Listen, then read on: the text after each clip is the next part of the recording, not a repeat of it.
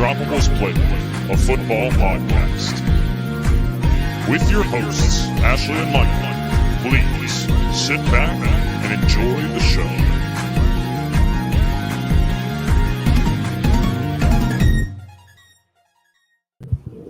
Hi, everyone, and welcome back to the Undroppables Playbook, a football podcast presented by the Undroppables, sponsored by Analyst Depot. I am one of your hosts, Ashley. This is my lovely co-host, Michael Duncan. How are you tonight? I feel much safer knowing there is not a murderer on the loose, and also that there was never any worry that he was going to get together with another short person and go under a trench coat to be taller. Someone did ask that question at the press conference, and the cops were very confused. I saw that. They were like, were you ever worried? He was like, no. If you have no clue what I'm talking rascal about. style. Yes. He said rascal style? If you have no clue what I'm talking about, Google Danilo Cavalcante, Pennsylvania. He's an escaped convict who just got... He's been running around the Pennsylvania woods. And of course, he had stolen someone's Philadelphia Eagles sweatshirt from their house, so he was caught wearing an Eagles sweatshirt, and... Yep. I can just imagine that's a good thing, you know? Yeah. So very excited about that, you know, happy to be alive. Yeah. Well, happy week one is in the books. I'm happy that one's over. Happy redo week one for me this week. We're just going to pretend the last one didn't happen. We'll talk about that in a little bit. Because the Giants suck. Okay. Yeah, because I truly didn't know what you meant. This is week one. Part 2 is what we'll call it for the New York Giants. I'll get into that in a little bit, but first, why don't we talk about some news? Football's back, baby. So let's talk news. Chris Jones and the Chiefs finally reached an agreement on Tuesday on a 1-year, $25 million deal. His base remains the same at $19.5 million, but he can earn the rest in incentives, which is good for him because he's racked up quite a bill on fines for missing practice, missing games. He missed week one with the Chiefs. He is set to be a free agent after the season. They couldn't reach a long-term deal, but he says he wants to be in Kansas City, quote, for the long haul. Chiefs definitely missed him week one. I'm sure you'll talk about that. Yeah. Yeah. I mean, I don't know necessarily if he would have won them the game, but I mean, whenever you're missing a player of that caliber. Yeah. I think it's important to note, and this is, you know, I don't know anything. I'm stupid, but there's a lot of discourse around the fact that there was a lot of money left on the table there. Yes. And a big part of the reason that money was left on the table was because of the agents. And there's a lot of discourse around whether or not the agents were doing what was best for him or what was best for themselves. Just interesting food for thought after the outcome ended with this. And he's able to possibly make up the money he lost in fines. So not exactly the ending everyone was kind of hoping for, but very interesting to see where that ends. Yep. Once he missed that, a couple of his fines were unwaivable. So that if you reach a deal, your organization may be able to waive some of those fines. Several of his were unwaivable, and then especially after that, like deadline, like free agency deadline and all of that, and like the tag deadline and all that, he racked up quite a bill. The NFL today announced they're expanding practice squads for all 32 teams by one spot. That is to make room for an additional player who is going to be an international player. This is in an effort to help grow the international game, which we've seen has been a priority for the NFL in recent years. Obviously, they have the Jags back-to-back this year. They have more international games than before. They're making a push to include international fans and now international players in the game. The NFLPA announced this morning that they're calling for grass at all stadiums after the Monday Night Football incident, which we'll leave on the table for now. Speaking of Monday Night Football, it was the most watched Monday Night Football game on ESPN ever. Between simulcast, ESPN, I think the last 30 minutes were on ABC. It racked up 22.6 million viewers. That's up 14% over the 2022 Monday Night Football opener. And they announced Monday Night Football with Peyton and Eli draws 1.52 million viewers. Did you watch any of Peyton and Eli? I watched the whole Peyton and Eli. Did you? I did. I switched back and forth. I really do like Monday Night Football with Peyton and Eli, but if I feel myself like sometimes I really like having the full-on broadcasters, and I will personally never watch Monday Night with Peyton and Eli for my own team. That's fair. Yeah. No, it makes complete sense. I've always been a big fan of Peyton. Mhm. I've liked Eli since he retired from being a division rival. Mhm. But yeah, they're just very fun. And watching Peyton get stressed out, watching bad Mhm. quarterbacks is just hysterical.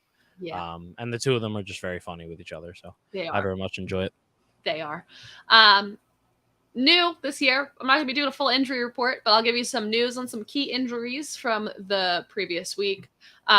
We missed it, the first two, but Rams wide receiver Cooper Kupp was placed on IR with a hamstring injury. This is a recurring injury for him. Reminder, if you're placed on IR, you're out 4 weeks. If you're placed on IR more than once, you are to miss the rest of the season. So this is Cooper Kupp's first stint on IR. It was announced before the games this week, and obviously he was out. Chiefs tight end Travis Kelce ended up not playing on Thursday Night Football with a bone bruise, and boy, did Patrick Mahomes miss him. We all did. Yeah. Everyone watching that game missed him. The only one who didn't might be Taylor Swift, amid reports that they've been hanging out. She's an Eagles fan. I know that. So Anyway. that's the only part about that conversation I care about, to be honest. She's doing it to get closer to Jason. Imagine. Ravens Not running... to tear him away from his wife, because his wife is wonderful. She is. Kylie Kelce. So their family is awesome. Ravens running back J.K. Dobbins tore his Achilles on a grass field and will miss the rest of the season. Chargers running back Austin Eckler suffered an ankle injury. He hasn't practiced yet. Something to keep an eye on. Texans safety Jalen Petrie had a lung injury this week. He was coughing up blood. He was transported to a hospital. He seems to be, all reports from the team are that he's okay, recovering nicely. Panthers cornerback J.C. Horn will miss extended time with what they call a severe hamstring injury. No word if he'll be placed on IR yet, but they're quoting him to miss extended time. Raiders wide receiver Jacoby Myers suffered a scary concussion after showing out in the game with 9 receptions and 2 touchdowns. More than he had with the Patriots. He really not allergic to those touchdowns anymore. Yeah, the Patriots, I have to say, I think a lot of people have been critical about the way that Bill Belichick has handled the roster since Tom Brady has left. And he definitely deserves that, especially with drafting. But I think the biggest thing that didn't make sense when it happened and looks even worse now, and we'll see how it looks down the line, but you paid money to Juju, a guy that you have not had in your building. You don't know any of the medicals on, which, by the way, it doesn't sound good. And you let Jacoby Myers, a guy that's been in your building for however many years, walk for roughly the exact same amount of money. I don't get it. Over the past 3 seasons, you can make a very strong argument that Juju is less impressive than Jacoby Myers. So I don't get it. You saw growth. You've seen growth with Jacoby, and you've seen the complete opposite from Juju from the beginning of his career. So a very odd move, and it looks even worse after week 1, regardless of the concussion. Yeah, and I think it is to note, too, that there was just not only roster mismanagement, but mismanagement of how they utilized players. Now that Bill O'Brien's in the building, players that weren't involved are starting to get involved. It's so crazy what having an actual offensive coordinator for your team. Like, it's wild. Right. It is crazy. If anyone ever says that coaching doesn't matter, just watch the 2022 Patriots and then the 2023 Patriots week 1. And it's like, no, coaching matters. Having an actual offensive mind running your offense instead of Joe Judge and Matt Patricia. Shocker, it matters. Yeah, it was really awesome to see Kendrick Bourne actually involved in an offense. That was, I liked I wouldn't describe it as awesome, but I've just been rooting for that for a while, and I've been wanting to be right about him. And I've been rooting for the Eagles for a while, so I didn't enjoy it. And obviously, I'm missing one key injury here, but I'm going to leave that on the table. I'll let Duncan tell us what it is after his 15-second segment. Do you want to remind them what we do here? Yeah, so every week I go through each of the games from the previous week of NFL football. I get 15 seconds to tell you what I think the most important part of each game is, stats, my feelings, my thoughts, whatever I want in those 15 seconds before I move on to the next one. Ashley's going to time me. And this is the way, and we'll delve a little deeper afterward, but this is the way we like to go over the entire previous week. So I'm a Awesome. little out of shape. I haven't done this in a while. I have not been practicing. I didn't want to do the preseason. I didn't want to watch all the preseason, so No. I didn't practice. But yeah. So let me get up my notes, and then I'm ready to go. All right. You good? I was born good. All right. For the first time this season, 3, 2, 1, go. All right, so starting out with Thursday Night Football, Lions and the Chiefs. Mahomes had no weapons, and I really don't think the Lions were actually as impressive as the win might make us think that they were, but it was enough that it got Chris Jones worried and got him back in the building, which is good. I will say the one thing I did, oh, dang, I am behind. Jameer Gibbs is good. Ravens, Texans. Really impressive start for D'Amico Ryan's defense. He was not so impressive for the new look Ravens offense. Ryans was aggressive and pressured Lamar on 39% of his dropbacks and even sacked him on 50% of them, which is crazy considering it's Lamar. At least Zay Flowers got off to a good start, even though they were out without Mark Andrews. Browns, Bengals. My biggest takeaway from this game is wondering if Joe Burrow was actually even really ready to play. He said he was ready to go, but then I can't say he really looked that way on the field, and the offense changed their approach in a way that would imply that he wasn't. Granted, it was a great game. It was not a great game script to be able to put Joe Burrow in safe positions, but oh well, dang it. Buccaneers, Vikings. What a game. I don't know if it was a good one, but it was at least a fun ending, and it finished with the Vikings losing and all of those really good camera angles on the sideline that are going to become memes of those players. Mike Evans reminded people he doesn't need Tom Brady to be good at football, and Kirk Cousins reminded people that he needs Justin Jefferson to be as good as he is. Saints, Titans. Another really weird one of this week, and a close game with the Saints winning by just 1 point. I'm not really sure what to make of this game, with Derek Carr looking exactly like the guy that he was for the Raiders. I guess you can say welcome back, Michael Thomas. As for the Titans, I have absolutely nothing interesting to say about them except DeAndre Hopkins maybe isn't totally cooked. Falcons, Panthers. I really hate Arthur Smith. I don't like him at all. I don't like his attitude and how proud he was that Kyle Pitts and Drake London did basically nothing and they won the game. It's like, woohoo. I love fantasy guys care about that. It's like, bro, you're playing the Panthers. Get over yourself. At some point, you're going to need to utilize the players that your team has drafted in the top 10. You're a stupid moron. At least Bijan was good. I need to get that out. Jags, Colts. Colts certainly make the Jags sweat more than I thought they would. But the Colts were horrendous running the ball outside of their rookie quarterback, where Deion Jackson had 2 high leverage fumbles. Credit where credit is due, though. The Jags didn't really seem to panic. Were able to walk away with the win. Also, shout out Calvin Ridley, first time playing in forever, and he looked awesome. Niners, Steelers. Niners are very good, and the Steelers looked pretty bad. I wish I had more to say about this game, but I truly don't. I don't think I learned anything from it. And with Deontay Johnson out now for the Steelers, it's hard to really find a positive, so I'm not going to be the one that tries to do that. Next. Commanders, Cardinals. I mean, the Commanders won, so that's good, I guess, for them. I was really hoping Sam Howell would look better, but the offense as a whole didn't really seem to gel at all. Even if the touchdown pass to Brian Robinson was impressive, but I mean, maybe the Cardinals just aren't completely trying to tank. They're just really bad because they fought back. Raiders, Broncos. And so Sean Payton loses his first game as Denver's head coach. Another close yet uninspiring and boring game overall. Russ didn't give me the hope this week. Russ didn't give me more hope this week than he did most of last year. But on the bright side, Jacoby Myers looked really impressive before a very scary concussion. Eagles, Patriots. Really terrifying from an Eagles perspective that we almost didn't walk away with a win, but at the end of the day, the wins aren't going to come as easily as they did last year. Jalen Carter is an absolute monster, and the entire league is going to regret letting him fall to the Eagles at 9. Also, it's incredible what having an actual offensive coordinator can do for your team. Patriots were very impressive. Dolphins, Chargers, what a freaking game. Tua is so good, and that offense is going to be so impressive this season. I didn't necessarily feel the same way about the Chargers, even though it was a close game. They have a newly minted big money quarterback, and they have a ton of money invested in their defense, and they didn't show up. And that just raises more questions about the Chargers. Packers, Bears. Packers continue their domination of the Bears, and the offense looked great, even missing second-year wide receiver Christian Watson. Now, the Bears haven't proved anything to anyone, so I won't crown the Packers just yet, but Jordan Love was impressive. Justin Fields, on the other hand, not so much. He needs to get DJ Moore more receptions and more involved in the offense. He only had 2 receptions. Rams, Seahawks. Womp womp. Was really hoping for more from the Seahawks, and they were very bad. They just never seemed to have it, and it was over once DK Metcalf just lost his temper, I guess, and like blindside threw a guy.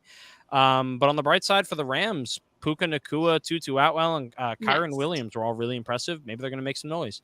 Cowboys, Giants. So these things have never happened to a team in the same season, losing 40-0, being sacked 7 times to 0 times, losing the turnover battle 3-0, had a field goal blocked and returned for a Next. touchdown. Nope. And throwing a pick six. That has never happened to a single team in the course of an entire season, and the Giants just did that all in one single game. That is a new impressive level of just terrible. Jets Bills. What a weird Monday Night Football game. Obviously, Aaron Rodgers is the big story. He tore his Achilles 4 snaps into his career. It's going to be really weird if he retires and never plays again, because he's going to have 4 total snaps not in a Packers uniform, and I just don't. It just seems really weird. But maybe, yeah, I'm just going to finish this one out. Okay. Maybe equally important was just how bad Josh Allen was with 4 turnovers in a game where really all you had to do was just not turn the ball over to win the game, and he looked really bad. He looked like me playing Madden on like all Madden, and you just like, oh yeah, I can complete that pass, and then because you're terrible and you're used to playing on rookie, you don't, and it gets intercepted. Yeah, like I don't know what he was doing. I don't think he knew, so that was bad. No, so definitely out of practice. Really, I was. That first one, I had the least written for the first one for Lions Chiefs, and I didn't even get halfway through it. Yeah, it's a lot shorter than it seems. Yep. When the clock's ticking, but you picked it up in the middle there. You got it all out by the middle. It doesn't help. I took a sick day today. I am fighting a sinus thing, so lacking energy and spunk. So, but I think I got through it week 1. Everyone's a little rusty in week 1. Yes. Every single team in offense, and also me. So yes. Yep. Yeah. We continued the trend this year. Last year, 6 teams scored under 10 points in week 1, and it was the same this year. But most of the teams from last year who scored 10 points in their season opener ended up scoring more than 20 this season, which is interesting.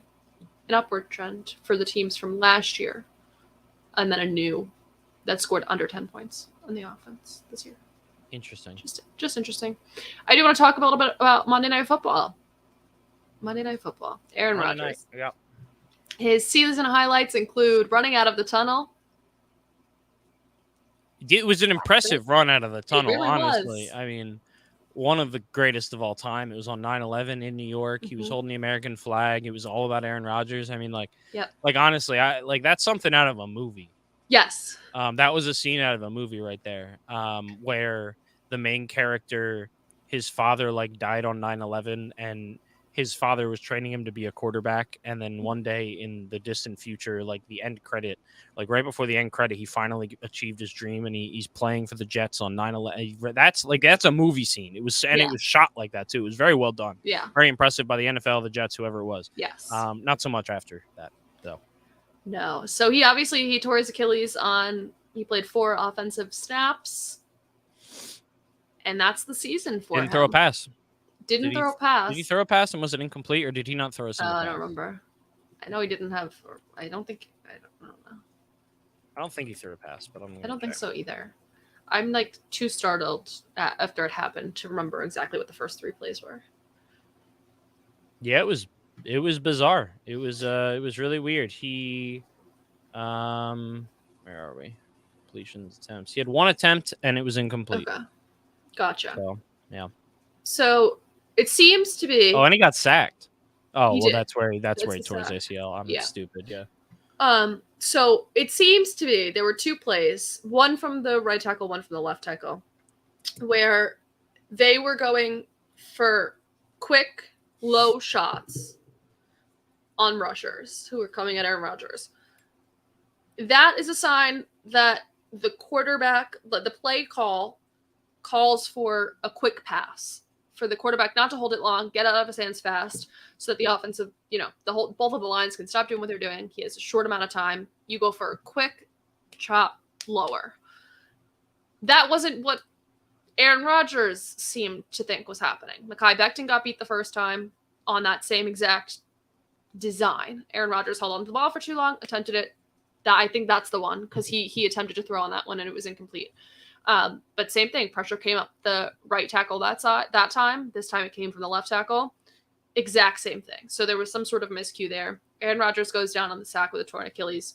You watch the video, you can see the typical signs of an Achilles rupture. You can see the muscles kind of reverberate, is how doctors will describe it. You can see it pop and shake a little bit up into his calf. Reaction from Robert Saleh was crazy. Aaron Rodgers kind of stood up for a minute, looked around, and then sat back down. He got brought into the medical tent, carted to the locker room, x-rayed, boot on his foot, came out the next day, torn Achilles. A couple of quotes from the last couple of days from Robert Saleh. It is, Saleh said, "I don't know why people are trying to put an obituary on our team name." He said, "I'd be shocked if this is the way he goes out," he being Aaron Rodgers, "and shoot, if he wants a headset, he can have one." So might be better him than Nathaniel Hackett. I mean, it might be. And it's just interesting. I mean, Nate Hackett's there because it's Aaron Rodgers.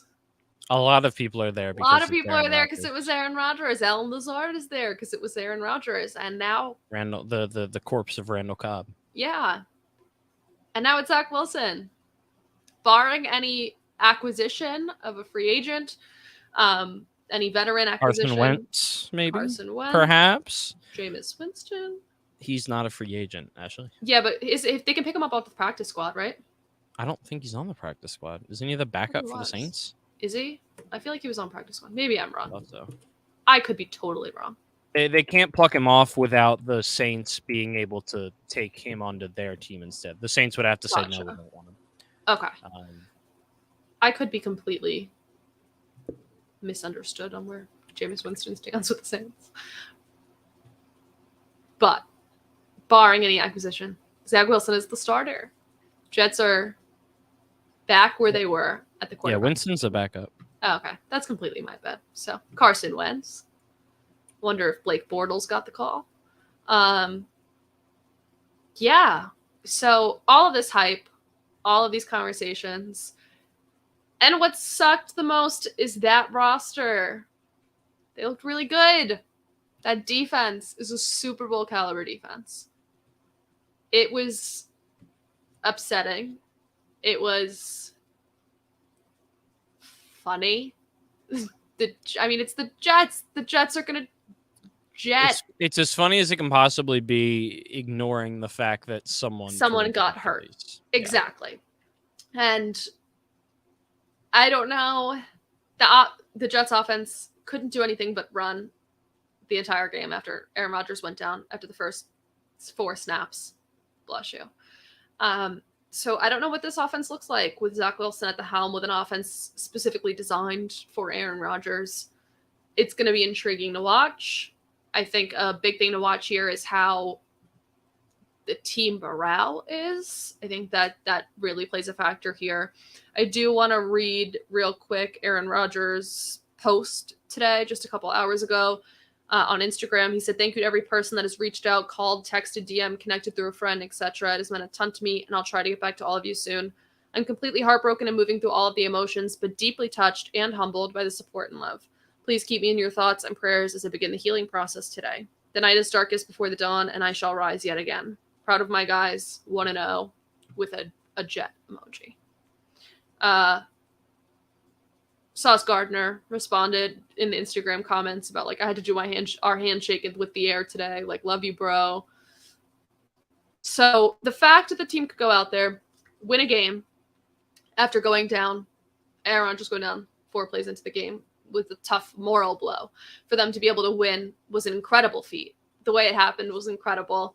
The undrafted free agent, special teamer, wide receiver, Gibson, the one from Hard Knocks, where they got to tell him that he made the team and it was emotional, was the one who won them the game on the punt return on the final play of the game in overtime. So it was a storybook ending, minus the part that Aaron Rodgers got hurt. Yeah, if it had been like the Super Bowl, it would have been perfect. Yeah. Like, that would be storybook. This is storybook, and then we wake up tomorrow morning in cold sweats. Yeah. So. Yeah. Couldn't imagine being at that game. That would have been. A lot of people left. I don't blame them. I know. I don't blame them at all, but no, it's an instant classic for both good and bad reasons. Mostly bad, but in a lot of ways. Really bizarre, really unfortunate.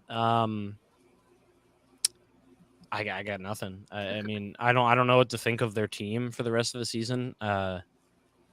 they're not going to be as good. They're going to win games just like they did last year because the defense is impressive. They have a good coaching staff, and Brees Hall looked like he was back. Garrett Wilson is a great wide receiver, as made clear by his highlight reel catch, but you're still starting Zach Wilson at quarterback. So the quote circulating from when he was named backup. I'm going to give that guy. I'm going to make that guy's life hell. Talking about Aaron Rodgers and being the backup and fighting for his place, even though it's Aaron Rodgers, you still got to put up a fight. Well, to be clear, he said that before it was Aaron Rodgers. Yeah, what anyone. Yeah. So that quote's recirculating, dude. The tweet I sent you, let me pull it up. That one was one of my favorites of the night. It was right after Aaron Rodgers got hurt. It said, ESPN now reporting that Aaron Rodgers is in the Jets' medical yurt, and the team shaman is rubbing ivermectin on the spot where his chakra decoupled. Yep. I saw the tweets about him being in the injury tent. Everyone's like, he's on his second darkness retreat. All the memes were there. Twitter wasted no time. No. Do you want to talk about Josh Allen just a little bit? Do you have any thoughts? I mean, he was just really bad, and this has been a long stretch now where he's been really bad. He hasn't been really bad the whole time, but like considering the level at which we hold him to, it's been an extended stretch now, kind of the latter half of last year into this year of him not living up to the expectations. And, excuses are excuses, but in there, you would hope to see the things that make a franchise quarterback, and you really just haven't seen them. He's been really inconsistent with his ball security. He hyper focuses on targets, Stephon Diggs. He doesn't take care of his body with the way that he's, running the ball and the way that he chooses to get hit because he chooses not to slide. He's trying to hurdle and spin and whatever and truck through people. And it seems like a regression in a lot of ways back to season 3. Yeah. So it's scary. If I'm a Bills fan, I'm starting to, think about pressing the panic button at least. But at the end of the day, he's your quarterback. You got to hope that he can figure this out and that the Bills can figure out ways to help him and get him back on track to the quarterback that we know he can be and we've seen him be. So, yeah, and I don't think it's helpful that it's happening in the most competitive AFC East we've seen in a while. I mean, now that we have Zach Wilson, it's a little bit less. But between the Jets, depending on how that turns out, the Dolphins and the Bills. It's one of the most competitive AFC East we've seen. It's not the Patriots at top and everyone just doing what they can to get a wild card spot. That's not what this AFC East is anymore. So to be the Bills, you have to be looking in that the Dolphins are approaching in that rearview mirror. That we had our time on top, and what's going to happen now? It looks like they're progressing. We're regressing. You have to be worried. I think a lot of Bills fans are tired of Josh Allen placating. It's me. I gotta fix it. Not seeing any progress on that front. I know the Jets defense is again Super Bowl caliber defense, but you have to be really upset if you're a Bills fan, if you're a Bills coach, on that performance by Josh Allen. There's too many mistakes that seem to be fairly avoidable. And even more so, speaking to the point of the AFC East, it's the whole AFC. Yeah. I mean, if you're one of those top teams this weekend, you're not feeling great. I'm looking at the Bengals, the Chiefs, and the Bills. The people, the teams that most people I'd say had as their 1 through 3 seed in any order going into the season. They all lost. That's in the NFC. You can afford that because most of the teams are garbage outside of 3 of them.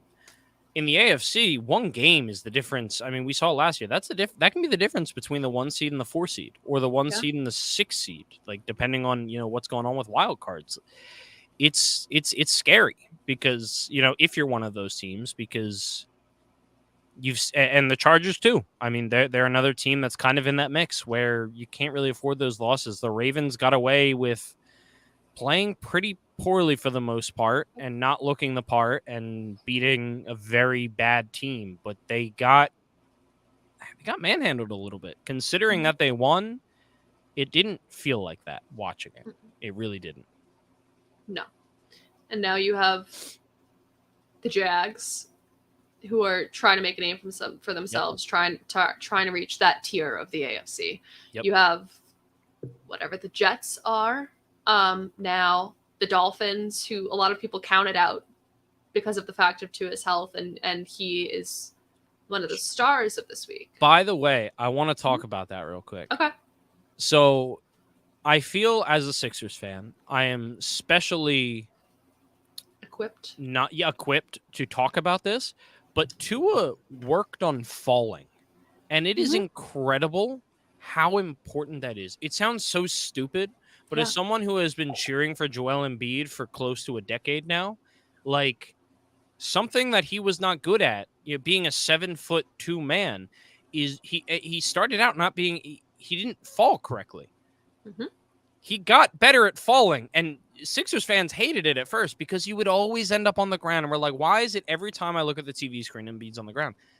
Yeah, it looks that way, but that's a good thing because of the way that he's distributing his body weight. And we saw in the preseason, there were some breakdowns.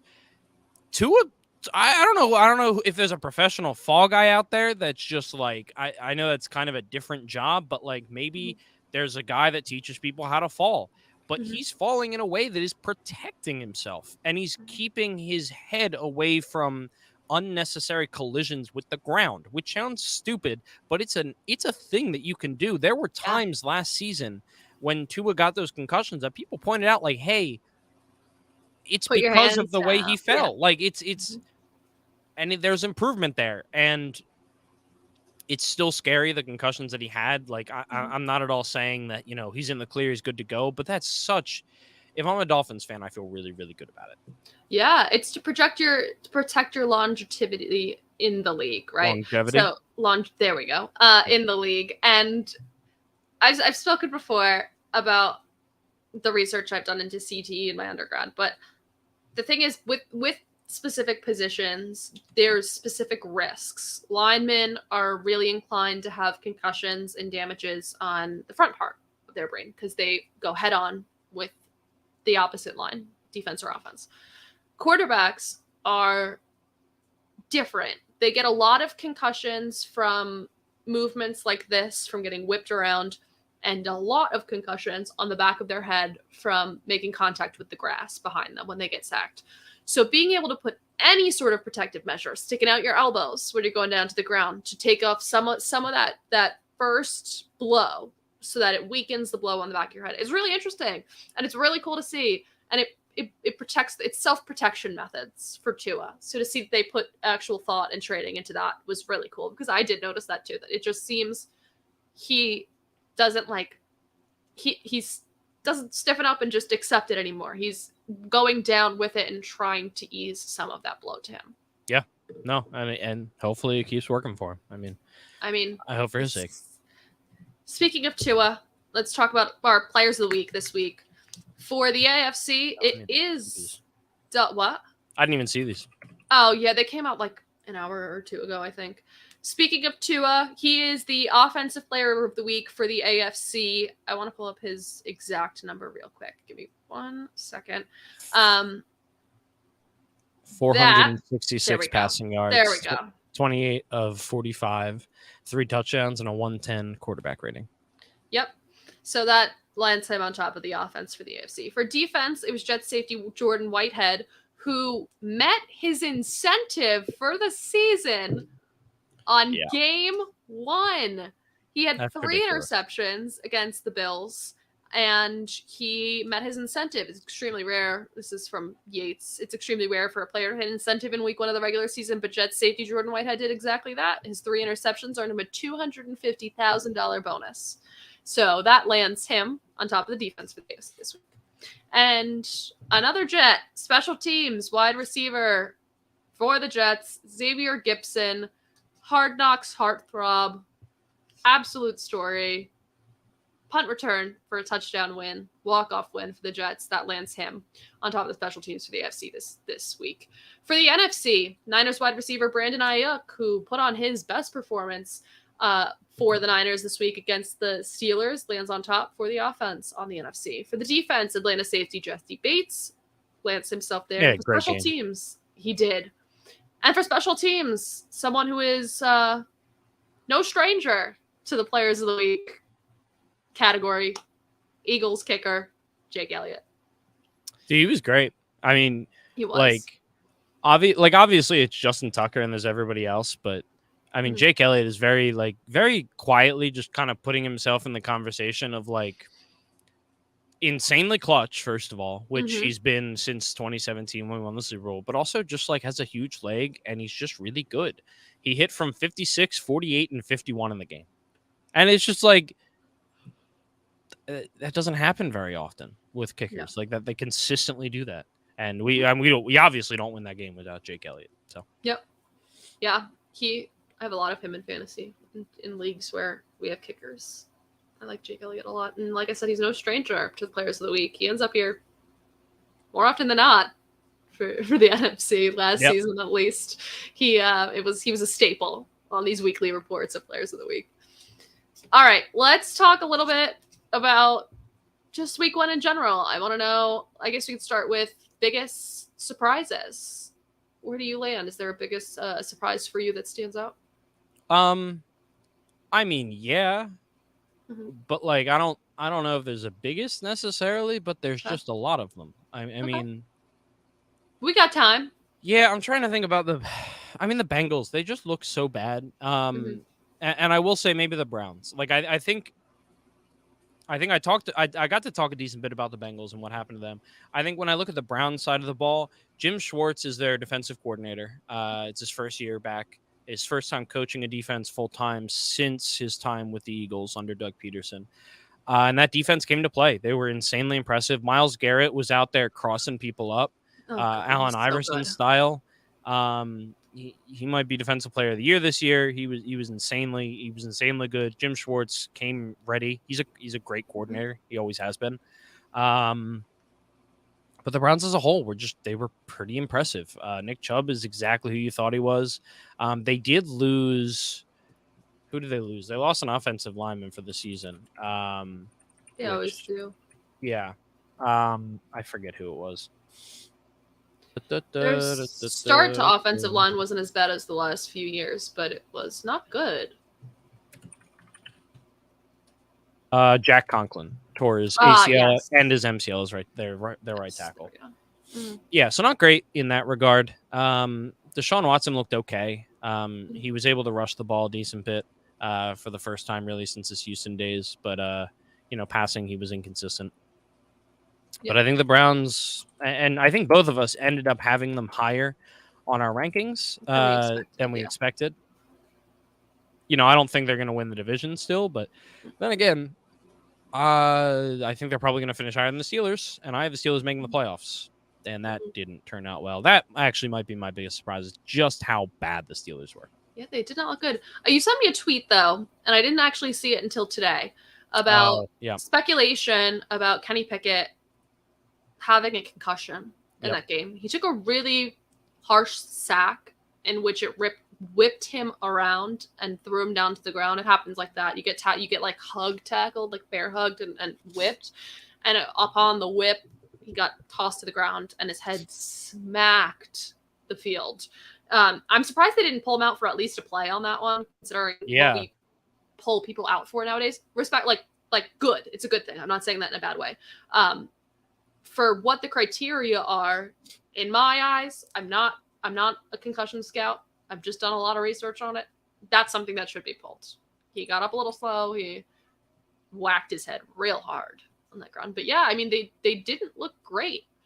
What was his final line? Not good. Also, what you said, it reminded me a lot of the Isaiah Thomas meme from the Michael Jordan documentary, The Last Dance, where he goes, I don't know what went into that process.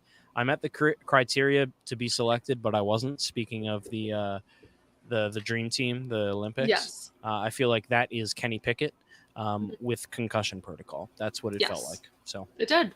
It did. Kenny Pickett was 31 for 46, 232 yards, 1 touchdown, 2 interceptions, passer rating of 68.4. Not great.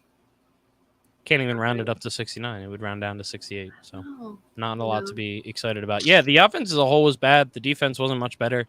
The Niners they smoked them. It was never even a game, really. No. I will say, like, I was not low on the Niners, but a little bit lower than a lot of other people were. So that was a surprise for me, just to see how good Brock Purdy was in his return post elbow surgery. I think that was a factor, something that I had as a bigger factor in my mind, especially right out the gate, that there was going to be a little bit of rust to shake off after surgery, and just a lot of hype, especially after trading away. Oh my God, what's this? What? Trading away Trey Lance. His name was on the tip of my tongue, and I didn't know what you were going for. Yeah, trading off Trey Lance, getting rid of Jimmy G. I just thought there was too much, and I was pleasantly surprised. I mean, the Niners did really well. Brandon Ayuk, NFC Player of the Week. Everyone, Brock Purdy went 19 for 29. He had a passer rating of 111. He played really well. Christian McCaffrey had 152 yards rushing. I mean, they ran this offense. Most of that was on one play, but yeah. It was, yes. But they ran the offense from all angles. They didn't rely too much on the run, which is something I like to see out of a team like the Niners, who often do fall back to relying on the run a lot.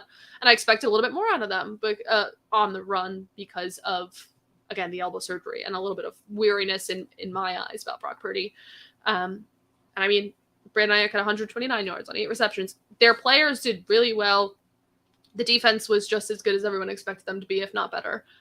And they shut the Steelers down. All the hype about the Steelers went right out the window. Yep. Yeah. Any other ones? You mentioned a couple negative ones. Any positive surprise for you this week? I mean, the Patriots were a big one. Mm-hmm. That was it was a really close game. It was just as much due in part to the Eagles' ineptitude on offense as it was the Patriots' ability to capitalize on it. Mac Jones was impressive. He was getting the ball out insanely fast. But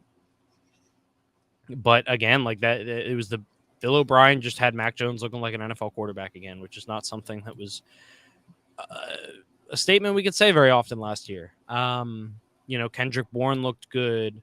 Keyshawn Butte, however you say his name, he looked pretty good. He was out of bounds on the final non-catch of the game that ended it, but Hunter Henry had a great game, a big game. They didn't try to do anything too weird. Ramondre Stevenson didn't have a great rushing day, neither did Zeke Elliott, but he was able to get it going through the air in the passing game. The screen game was good. The offense just was humming. They were humming. They were moving the ball really, really well, and they were answering what the Eagles were sending at them fairly well, probably until the end of the game, where the pass rush was finally able to get home. I mean, the pass rush was so honestly, Jalen Carter could have had 5 sacks. Mm-hmm. I mean, it was he led, I believe, the NFL in like get off time, I believe, in terms of how quickly how quickly after the ball is snapped. Yeah. He led all defensive tackles in pressures. And God, in the first half, there were just so many where he got quarterback hits, and he was just a half second away. And if Mac Jones wasn't getting the ball out in like 2.2 seconds, which is very fast. Yep. Jalen Carter had 3-4 sacks. So a lot of really good things for the Patriots. Their defense was impressive as always. The special teams was good. But really it was the offense. It was a good surprising to see if you're a Patriots fan. And I'm definitely intrigued to see if that's going to last or if it was kind of a surprise factor, bad weather game. The Eagles also have a brand new defensive coordinator. They have a very new kind of middle of the defense in Justin Evans at safety and Nakobe Dean, all of their linebackers really. So they took advantage of that. That's why they were going over the middle to their tight end or their slot receiver. They took advantage of what was the clear and obvious weak point. So we'll see what happens as the season goes on, but a lot of really good things for that offense. Mm-hmm. Yeah, the Patriots fought harder than I expected them to, right? I think that it sums it up for me on that front. Like that, I counted them way earlier, and they made it started 16-0, so or exactly 16-0. Exactly, and I do want to give credit to the Patriots pass rush too. It wasn't phenomenal, but it was good. It was good. Like their pass rush was good, and that's what almost cost the Eagles the game. What towards the end was the Patriots pass rush. Well, actually, that had nothing to do with the Patriots pass rush. That had everything to do with Jalen Hurts taking a absolute body shot. I mean, like I could watch that replay 100 times. I don't know how he's alive. It was scary. And what blows my mind is he was so good at sliding all game. That was like the one play where he like really tried to run through people, and it just like I don't blame him for fumbling. I don't know how any human being could not fumble. No. It was like a picture perfect. Like if you haven't seen it, like go watch it because I can't think of a better hit. And just like his body like literally like flailed out, and it's just like it was crazy. It was a really really good hit that it caused the fumble. So yeah, and also the Eagles offense they looked very discombobulated. So yeah, well, I guess it's time to talk about it. Yeah, tell me what went wrong besides everything. Well, that's the thing is like I can't even really give you a good in-depth analysis because it would take a year to analyze what went wrong in this game. Don't analyze it then. How do you feel? Extremely disappointed. Why? There was like no hope ever. This is I'll be completely honest. I turned this game off in the third quarter. I don't do that for Giants games. It was a Sunday night game.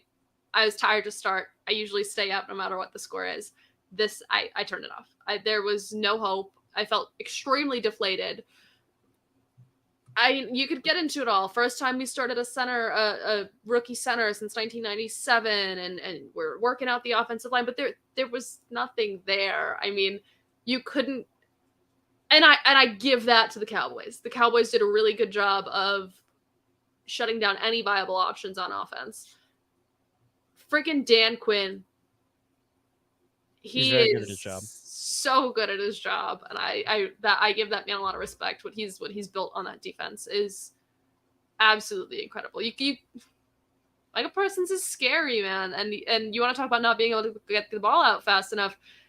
A lot of his plays, Daniel Jones had just over 1 second to get the ball out. Micah Parsons would come in 1 second. A lot of that you can attribute to Evan Neal, who seems to not be on his Andrew Thomas incline. Andrew Thomas did not have a good game either. He did not either, but he got paid, and he made a jump. And I'm not going to say it was excusable, but maybe chalk it up to one game and be done with it. It was pressure coming from. That's what I'm saying. I'm hoping that's what it was, but at this point, I'm kind of at reaching my breaking point, if not there at my breaking point with Evan Neal.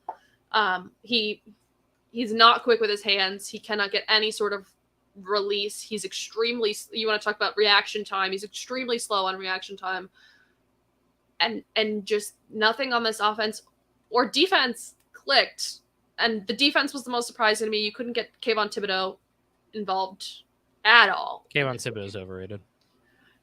No, I'm not going there yet. No, he is. I'm not going there yet, but it was just extremely frustrating from all angles. It seemed like there was no light here. The longest play of the game was a pass to Sterling Shepard up the middle, fumble, 6. Like that sums it up, right? It's called a fumble 6? Fumble 6, yep. A fumble recovery return for a touchdown? I don't think anyone has ever called it a fumble 6. I like a fumble 6. I hate that. Why? It sounds that's very dumb. It's because it's like saying an interception 6. It's a scoop and score. First of all, it's a pick fumble 6 scoop and score. Like you don't use the literal fumble 6. No, very wrong. Yeah, I mean you pay Daniel Jones a lot of money, and this is what you hope for, right? But hey, who needs wide receivers when you have Darren Waller? Oh wait, he's injured now. No, I got nothing. Nothing. Look. If we're being honest, this is not how the season's going to go. No. I was quoted in saying that the Dallas Cowboys look like the worst team in football a year ago after week 1. And they did. They looked miserable when they lost to the Tom Brady-led Buccaneers, who went 8-9, that the Cowboys then smoked in the playoffs that same season. That being said, this is about as bad of a game as I've ever seen for a single team. Yeah. Obviously, I gave the stats, but the other thing about it really is normally I just, if I was a Giants fan, I don't know how to feel good about this, because this isn't a young core that you're still trying to figure out. No, like these are your guys. You have now signed Daniel Jones. Saquon is maybe the one you have the least questions about, but he's also a free agent after this season. Dexter Lawrence, Andrew Thomas. Well, Dexter Lawrence, I'm fine with. He's great. Andrew Thomas, I don't have any concerns about. They had bad games, whatever. They were all. No, but I'm just saying you're investing so much money. Yeah. Just around the board. Darren Waller. That was your answer. And high draft pick and Evan Neal in year 2 making no progress. Yeah. The Kayvon Thibodeau. There's not. It's not a good place to be, and you have to hope it gets better, and it will get better. I don't know how much better, but the reality is that they're going to regress to the mean. That in their last 10 games, do you know how many they've won? The last 10 games the Giants have played. Lost the last 2. No, I don't. 6. 4. 3. There we go. 3 games of their last 10. They were in the playoffs last season. You get blown out twice by rivals. Those are your last 2 games. Those were our last 2 games. 38-7 in a game that was never competitive, and 40-0 in a game that was never competitive. 0. It's quarterback rating 32.4. They won an incredible amount of close games at the beginning of last year. And then they went 2-5-1 to finish the season, made the playoffs, beat a bad Vikings team, and now it's back-to-back blowouts. Yep. It was like an embarrassing fashion too. And the thing is, sorry, I keep interrupting you, but okay. This team relied on special teams for a long time. Special teams couldn't even get anything going. Special teams gave up a scoop and score. Yeah, almost 6. No. Yeah, just not block field good. Goal. Graham Gano's hurt. Darren Waller's hurt. Got like 6 guys on limited practice. It's shocking to me that the 30-some-year-old tight end that you guys invested in, that has basically been out of football for 2 years due to injuries, is now hurt with a soft tissue injury again. Shocking. But hey, that's going to turn around the Giants' passing offense. Wide receivers? Who needs them? Give me slot guys and Darren frickin' Waller. Well, there was a report this week, like Giants are working out veteran wide receiver. Well, they signed Jamison Crowder, didn't they? I don't know, honestly. I've been off of Giants Twitter for the last few days. I've ignored that part. But you got to do something about this offensive line. Well, you've also been saying that for the past 5 years. I know. And that's just why it's so frustrating. Because like you're investing money, you're investing draft picks. You have a rookie center. He honestly wasn't even that bad. He wasn't great, but he wasn't that bad. But it's just like, at what point are you done with the offensive line? Because there seems to be no end in sight with them. Honestly, like this isn't even me victory lapping after 1 week, because like I said, like it's not going to be this bad every week. But I was never convinced they were a good team last year. I'm still not. And I wasn't convinced that the moves they made over the offseason were going to change that. All you did was make it harder for yourself to press the reset button once you realize, when you come to terms with the fact that you're not that good of a team in one of the hardest divisions in football right now. Like you shouldn't have signed Daniel Jones because now you're on the hook for his contract. Yeah, it's not quite what it used to be in terms of being on the hook. You can trade guys.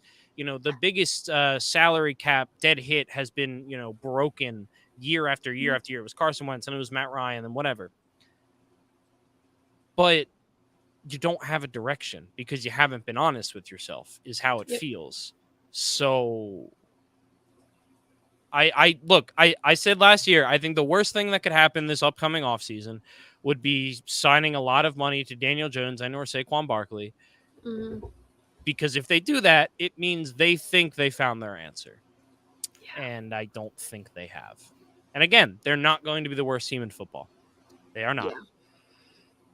I don't think they're going to be competing for a Super Bowl.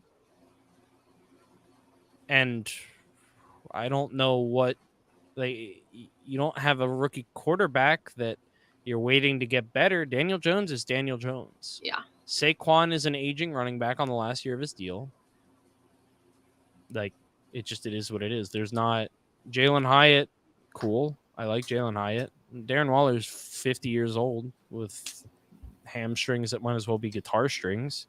Like, God, you want to know the worst freaking stat for me? the fact that they scored 0 points. That one. It hurt their chances stings. of winning. That one, yeah, maybe a point would have been nice, but 2.6 yards per play, not per run, per play. Yep, they were very bad. Good. Wonderful. And I do want to bring this up because it was one of my off-season storylines to watch. Mm-hmm. And that is the Chargers. They lost in a competitive game to the Dolphins, but I'm just not sold, and I don't know why I would be. I don't get it. I don't get the people picking the Chargers to win the division or win the Super Bowl or go to the Super Bowl. I just don't get it because what have they done? Keenan Allen is great. Austin Eckler is great. Mike Williams is talented, yet injured. They've spent $1 billion on their defense, and they just signed Justin Herbert to a mega deal because, of course, they did. He's one of the best young quarterbacks in football, but, it's not working together. What is it? I don't know what it is. I don't know. But they haven't been good. Again, they lost in a close game. It's hard when you lose in those type of games, but at the end of the day, Tua Tagovailoa put the team on his back and led his team to that win. Justin Herbert did not. He had the opportunities. He didn't. That's the reality. You can only make excuses for so long until you have to start really looking in the mirror and saying, maybe this whole thing isn't who we thought he is. It's not bad if you have a really, really good quarterback. Mm-hmm. But not every really, really good quarterback ends up being the guy that's worth being paid the most money in football. Mm-hmm. And of these guys that have been paid recently, Lamar, Patrick Mahomes, Jalen Hurts, Justin Herbert, Joe Burrow. Which one of them doesn't have a playoff win? Mm-hmm. Which one of them doesn't have very, very high-level regular season success? Mm-hmm. It's the same one. It's Justin Herbert. Yep. And maybe it's the coach. I don't like. I was just gonna say they brought in Kellen Moore. And I think I need to see more from this offense to understand Kellen Moore's impact on it. Yeah. I think this was the game of the week, but I really need to kind of watch some comparison film this past week on the Chargers to see kind of his impact in total on the offense. This team can't close out games ever. No. They've lost that exact same game at least 30 times in the past 5 years. And at some point there has to be some sort of introspection. Is it Staley? Is it a curse? Possibly. Is it a witch in some they shouldn't have left San Diego. They shouldn't have left San Diego. That's exactly what it is. That's my answer. And I think last little note, I think Bears fans are starting to have some of those similar questions this week, at least from what I've seen on discourse on the topic before paying. Justin Fields, obviously. Yeah, very different situation. Very different, but I'm just saying you can two sides of the coin before paying and after paying, kind of starting to do some introspection on the Bears are also still a very bad team. Yeah, 100%. Like that's the other thing is like you still like. I like Justin Fields. I understand the questions. He still has every excuse in the world for not being the best. 100%. I mean, 100%. game one with an actual wide receiving core. Mm-hmm. What else does he have? Really, like somewhat better offensive line. They were starting 90-year-old Jason Peters last year. Like, yeah. Who is, by the way, now probably he's signing with the Seahawks. 90-year-old Jason Peters. So yeah, I want to point it out because there's been a lot of early season conversations this past week 1 overreactions, and that's something I've seen a big one on, and something I think everyone is keeping a close eye on.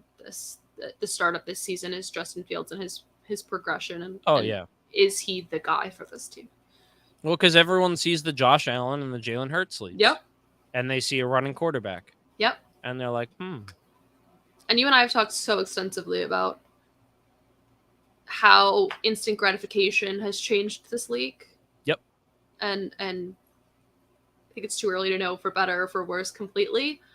But everyone is seeking instant gratification, from quarterbacks, from coaches. You have a lot of one and done coaches the way you did a while ago. And you're seeing the same thing with quarterbacks. So it's just interesting to watch. And before we end this, I just want to say, to be clear, I'm not saying that the Chargers are going to go 0-17 or that I don't believe in them. I'm just saying that's the reason I chose it as one of the things I really wanted to pay attention to this season. Yeah. Because I think it's going to be extremely interesting, and I want to see it happen. Mm-hmm. So that way he deserves all of the talk and hype that he gets and that team gets. I would love to see that next jump. Yeah. But, yeah. On that note, Duncan, where can we find you? Safe and sound now. Yeah, safe from a murderer. And watching Thursday Night Football as Kirk Cousins in prime Amazon time. Prime. Yeah. Oh, shoot. Yeah. Do you think they figured out the issue with the sound not matching up with the video fully? Probably yet? not. Think they figured that one out? Probably not. But really excited. Yeah, you can find me watching the Eagles and a completely new defensive team with 3 starters now out. So that'll be fun, including Reed Blankenship. I'm sad already. Sad. I'm not marking it down as a loss just yet, but it kind of feels that guy. Way. I do like Reed Blankenship a lot, and Nakobe Dean. They're both out, and that's like those are the best 2 parts of your linebackers and safeties. Yeah. And they're gone. So anyway, and you can find me on Twitter at MPW75. You can find me on Twitter at Ashley_Marie, 2 A's and Ashley. Me and Duncan here, live, Wednesday night, 8 p.m. Eastern Standard Time, or the following day, anywhere you listen to podcasts. Me, Duncan, the entire Undroppable crew at patreon.com/The Undroppables, where you get access to our Discord channels. We hope you all had have a much better football week than I did this past week. I hope I have a much better football week. It's hard to have a worse one. That was like one of the worst football weeks in my life. Alabama got wrecked the day before too, so it was just not a good one. So I'm hitting the refresh button, starting new for week 2. We hope to see you guys here next week. Have a good one. Go Birds. Bye.